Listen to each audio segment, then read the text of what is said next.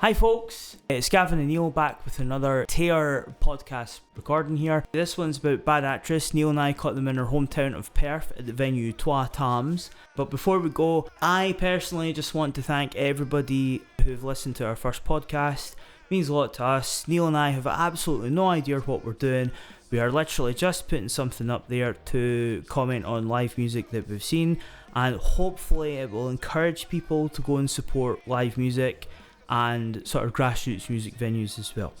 Neil, as always, how would you describe their sound? They are a rock band. They are one of the best modern rock bands that I have seen in years. They come out, hit you hard, and keep you there all night long. They are hard as nails. That rock band rock. There's not a lot of roll at all. They rock your socks off. Friday night was arguably, for this year, one of the best unsigned indie, can you call them indie? Independent. Independent bands I have ever seen. Now, for those of you who know me socially, I was a massive fan of Preston Eagle, but they disbanded. And when that kind of jacked in, I thought, is there any hope? Bad Actress, they've restored it. They're absolutely sound on. This band is electrifyingly brilliant. They are just phenomenal.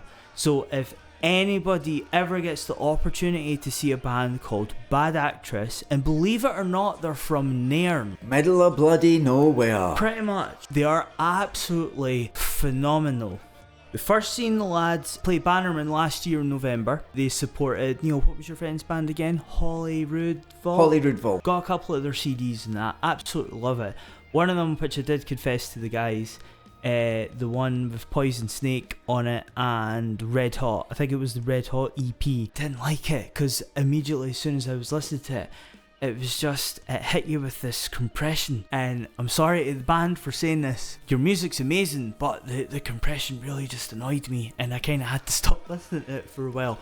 Oh, you're getting way too technical. Because they're first, I'm sure it's Poison Snake that I've got. It's either Poison Snake or Hot Stuff. And it was recorded in 2021. Right. It sounds extremely professional. It sounds as if they've been doing it for a long time. So they're a 5-piece. We've got 2 guitarists. We've got a lead singer, a bass guitarist, and we've got a drummer. Drummer was tucked away in the back, and the first time that I actually saw the drummer was about the 4th song. His head was just bobbing up and down in the back. Brilliant. He looked like Animal from the Muppets, bouncing up and down. His hair was bobbing around, and he just looked like Animal from the Muppet. Right, before you discuss the rest of the band members, how old do you think that drummer is? Oh, he's a kid. He's 20-year-old. He looks pro. His whole attitude, his whole aura is so professional. It is absolutely unbelievable. The 2 guitars are shit hot. The drummer is brilliant. The vocalist dominance just reminded me of, I originally thought it was like Dio. He has that powerful voice, that very clear and loud bellowing, but not deep. He's just got great charisma, and the voice, he's honed it into perfection. Well, the guy's honed his talent over many years. He's not 20, just put it that way. Said that he'd been in previous bands, that area, been on touring. He's taken years to hone his voice, to hone his craft. I mean, there's a bit of Bruce in there as well, Bruce Dickinson. I'm sure he could probably sing other stuff and not just rock. But yeah, this is what he's chosen to do. Great voice. He's phenomenal. He's absolutely phenomenal. Knows exactly what he's doing. He's playing the crowd. He's getting everybody in. He's on and off the stage. I mean, most of them are on and off the stage. They're in the middle of the dance floor, playing guitar and bouncing around. I'm totally lost on what you were talking about, but yes, that is correct. The lead vocalist, I distinctly remember you saying this because I had the same thing.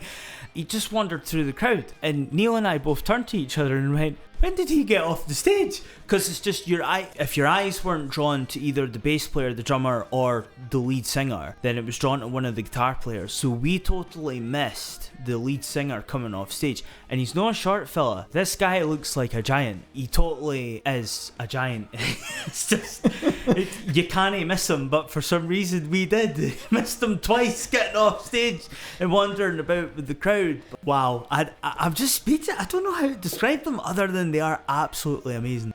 From a genre perspective, they're not heavy, they are rock. I would say, like, I'm finding it hard to say, they sound like. For example, that first band that we seen, Local Authority, they remind me of a punk band that I seen playing at a gig in Dunfermline. So we've gone into Local Authority. Yeah. Local Authority was the support band that played before Bad Actress. Yes. They're a 3-point from Glasgow, drummer, bassist, and lead singer. Because you know what I'm talking about, Local Authority, and we mean no disrespect to them, but you can hear that and go, yeah, they're kind of, it's like an 80s punk thing, but it's also like that Mancunian sound of the like late 80s, early 90s. They sounded a bit like Kasabian. You could hear a Kasabian influence in there. So what I thought, Stone Roses and Charlatans. What I thought is that they had a very Arctic Monkeys sound. Aye, yeah. That kind of early, I would argue early Arctic Monkeys. Yeah. Anyway, so we're able to relate them to a particular band or sound or style. Going back to the last podcast as well, this is why I was surprised that you branded Jojo Coke as classic rock. Bad Actress, I can't without going, that bit sounds like, that bit sounds like. You're talking maybe 5 or 6 things. So there's 5 or 6 bands that I would say turn into one song. I can hear Iron Maiden, I can hear Def Leppard, I can hear ZZ Top, I can hear Van Halen, I can hear Motley Crue, 80s glam rock, I can hear AC/DC, I can't hear Michael Jackson's Beat It. For those of you that listened to the last podcast, you'll know about that reference. I think we'll have to reference that in every podcast. Let's talk about the set list then. 20 songs, mostly original compositions with a few covers in there. There was clouds, there was smoke, there was other stuff going on. Because I remember buying the EPs, and although they sat at the side of my computer here waiting for ages to be burnt onto my iPod, the first song that I listened to was Hot Stuff, and it just stands out. And then the other one that was on the same CD was She's Got Fire. Those 2 songs are absolutely brilliant, but I mean, starting in with Poison Snake and Red Hot, for those of you who actually know the songs that I'm talking about, if you've seen Bad Actress play, quality in the musicianship is phenomenal. It's just brilliant. But I was desperate for them to play Hot Stuff because I think that song is tank, but my favourite was Dynamite Lover. Dynamite, Dynamite Lover, Dynamite. I just can't stop getting that song out of my head. I just think it's brilliant. And the way that he used the crowd during the song. To interact he with got the crowd, everybody. The place was buzzing. It was screaming. I was screaming. You were screaming. Totals. But I reiterate again, most of the music is original. There's a few covers thrown in there. I mean, Paranoid. Let's chat about the... They didn't play Paranoid. When they played Ace of Spades, for me, I think that turned the crowd around. There was guys headbanging, there was other people out there that were like, I know this song, and they kind of hustled in and rustled in. Mm-hmm. What other covers did they do? Does Your Mother Know? Oh yeah, by ABBA. You've got a rock band covering ABBA, and they done it extremely well. Better than ABBA. Oh, totally. It was absolutely brilliant. And then they played We're Not Gonna Take It by Twisted Sister. That was surprising. Gonna take it. No, we ain't gonna take it. But yeah, and he got the crowd totally involved in that as well. He had them playing with us in the palm of his hand. As much as Bad Actress is music, and it's a band, and it's a live performance, it's also an experience. The only other time where I have definitely felt that was Prestamiko at Sneaky Beats in Edinburgh. But even the crowd weren't as good as what they were at the Tams. Like, that worked. Such a phenomenal experience that the crowd loved the band and the band loved the crowd, and that's the way music's supposed to be. That's music bringing people together. It reminded me of a band that I knew for donkey's years that are no longer going, called The Last Cry. We used to go and see them a couple of times a year, or I used to go and see them a couple of times a year, and it was a family that would be in the crowd. The whole crowd knew each other. It was a family experience, and the band knew everybody, literally everybody in the crowd, and it was a phenomenal two-way experience from the band to the crowd, and it felt a two-way experience. And that's what you want. That's totally what you want. Bad Actress have nailed it. It's just the conveyance of energy and rock music for fans that like that, for fans that would go to Download or would go to, they played Thunder in the Glen. It's just an experience that, for me, I was delighted to be a part of. I mean, the only slowish song that they threw in there's their latest single, and that's Love Ain't Easy, and even that's got a hell of a beat to it. I mean, it's very well written, it's very well produced, performed.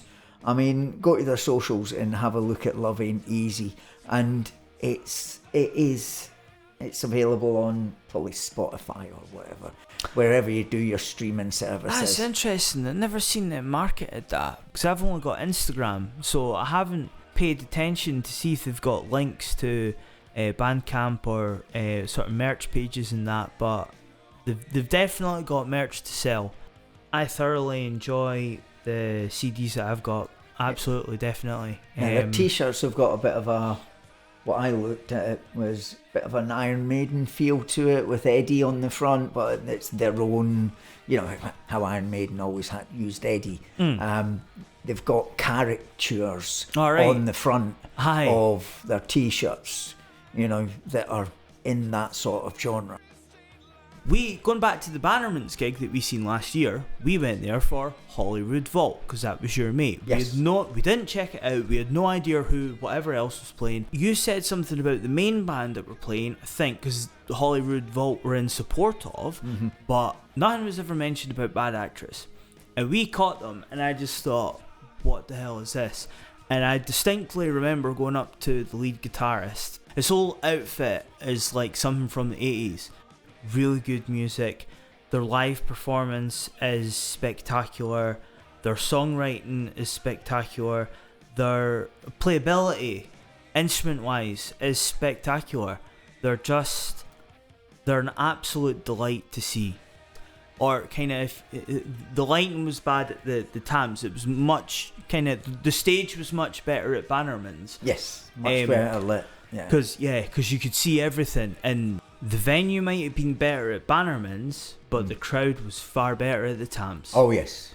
Music goers who do go at the Tams, I'd like to think that they were full in there, and they were totally impressed by the performance, because it was incredible. I have, in all the years that I've been going to the Tams, which is probably about on and off for about 10 to 15 years, I can honestly, hand on heart, say that I have never seen a band play like that at the Tams. They blew the roof off it. Oh, well and true. And the crowd there was one guy that took his top off and started swinging it about and dancing away, and I thought, that's what you want. There were girls that kind of pulled each other further forward, and they got out and started doing stuff. There was headbangers when they played Motorhead song, and it's like, this is a crowd. This is exactly what they need. 100%. They are just absolutely phenomenal. And they work. They are one of the hardest working bands that I have seen recently. Totally. They're doing 1,500 mile round trips round the UK, up and down the country, Newcastle, down south, and doing gigs for nothing. It's costing them money to work, which should not be the way. You should. They played. They deserve to be paid, and I hope the Tams definitely give them something, because they totally. Okay, fair enough. Maybe they didn't bring in a crowd, but Perth's not really got a music venue. They're definitely one to see, and I wish them all the best of luck. I hope they get to play in Europe. I hope they force themselves to push further afield than just playing sort of Scotland and the UK.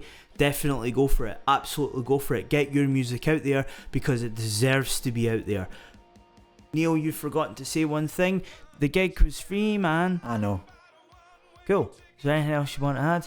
Boys, if you listen to this, you done good. Yeah. You really done good. Aye. You're a great band. Keep it going. Keep knocking those doors down. And if we can help you, if you need anything, you know, If you're coming back to Perth, give us a shout, or we might travel through and see you in another place. But we'll keep an eye on your socials and, you know, keep doing it. Keep on rocking. Yeah. The aim of this podcast, as I said at the beginning, was to try and get audiences to support bands, to introduce people to new music in the sense of modern artists, whether it's big or small. And Bad Actress, Neil and I can both hand on heart say that we hope this podcast helps you get more of an audience, because you totally deserve it. You totally deserve every bit of success, and I can imagine that because as I say, I've spoken to a few band members there before and after the show. I've heard some stories that they've said which I'm not going to reiterate, but I do know that the times that they've had have been a bit of a struggle, as with every band. But they live in the middle of nowhere. For diesel them, costs alone to get to a gig. For them, they deserve every Facebook post, like every single Instagram reel watch, every single bit of merch to be bought. Honestly, everything. If you've not seen their social media, there's a lot on their social media. Yeah. And they know what they're doing. Yeah. I just wish them the best of luck, because they deserve it. They deserve it. Deserve it. And I hope this podcast can get people to look out for them, check out their social media pages, go to their gigs. If you're into rock music, if you're into supporting unsigned bands, if you're into sort of supporting local stuff, check them out. Bad Actress, absolutely brilliant. They are a talent. 5 talented guys that come together to make a sound that will blow your eardrums. I mean, they are phenomenal. You weren't paying anything at the time to go and see them, so they deserve every bit that they possibly can get. So Bad Actress, well done. Thank you for playing in my hometown / our hometown. To everybody who was there on Friday night, I know that I had a few friends there. I can hand on heart say that was one of the best nights I've ever had. So thank you all for being there. And for every single person, wherever you are in this world, whether it's Perth, Scotland, the Western Hemisphere, wherever, I want to personally thank you for listening to this podcast. Thank you. Also check out Local Authority. As we said, they were the support band as well. They were pretty cool, certainly a wee bit interesting. Crafted Design was definitely my favourite song that they done, but Money Man was quite catchy. Yeah, Money along Man with was catchy. Big Bad Man 2. Yeah. Go and check out Bad Actress and go and check out Local Authority. My name's Gavin. This has been Neil as well. We are Tayar Podcasts. We've had to change the name because I've noticed on SoundCloud that there's a few TMR ones, so we're going to go back to our original concept, which was Tayar, which is a hybridization of our last names. And thank you for listening. We'll see you next time. Cheers. Bye-bye.